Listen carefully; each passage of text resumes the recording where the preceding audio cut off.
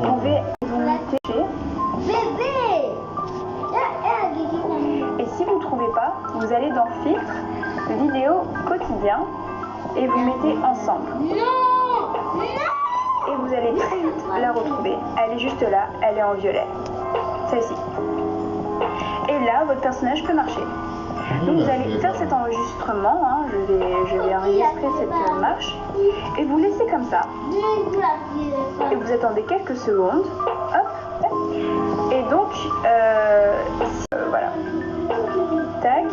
Je veux qu'elle marche. Donc, en fait, ça c'est la première scène. Donc, je veux qu'on la voit comme ça, en train de sourire, et d'ensuite partir. Donc, ce que je vais faire, c'est que je vais aller ici, pile poil à mon couple. Je vais aller dans superposer. Je vais la zoomer. Je peux aller là et mettre remplacer. Vous voyez le petit truc remplacer? Remplacer. Ah bah non. En fait, c'est parce que c'est trop long. Hop. Donc maintenant, ça devrait être bon. Donc là, je vais remplacer. Hop. Là, j'ai mon truc.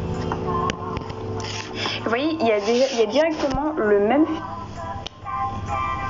filtre. Il y a directement tous les petits réglages que j'ai fait pour celle-ci.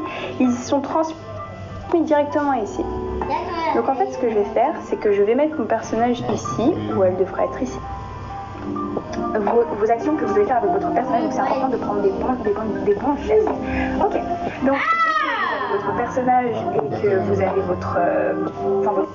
bref, c'est un nom spécifique et je trouve que c'est vraiment la meilleure invention des montages, c'est que l'image, vous pouvez la faire bouger.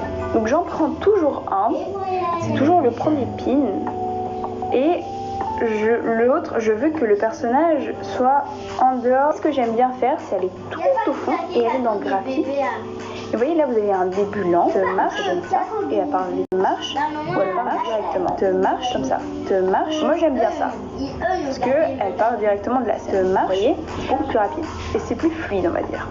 Hop, te marche, et aussi ce que j'aime. Et donc, dès que ça c'est fait, je le remets en face. Pourquoi j'ai fait ça? Parce que si vous mettez le personnage sur des montages, c'est que l'image, vous pouvez la faire bouger. Donc j'en prends toujours un, c'est toujours le premier pin. Donc maintenant que vous avez ça, je vais vous apprendre comment bouger un personnage d'un endroit à l'autre, parce que c'est pas forcément évident. Donc maintenant, quand vous avez vu que je vous ai expliqué plus fluide marche, voilà. Merci d'avoir regardé cette vidéo en commentaire et je ferai une deuxième vidéo. Aussi, n'hésitez pas à vous abonner, je fais toujours des lives, je suis toujours très active et très proche de ma communauté. Donc si vous voulez faire